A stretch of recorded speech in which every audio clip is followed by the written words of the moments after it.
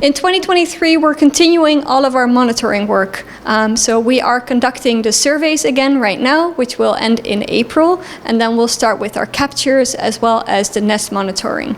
And last year, 2022, marked the 10th anniversary of our beachkeeper program, meaning it's volunteers who patrol the beaches every morning and help us with that. So we're continuing that program. It's very successful, and we are always looking for people who want to join that.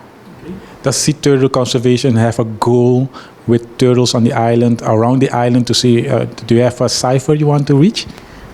We have the aim of working more internationally. So sea turtles are migratory animals. They don't just stay on Bonaire like goats. Goats live on Bonaire forever. Sea turtles, they migrate.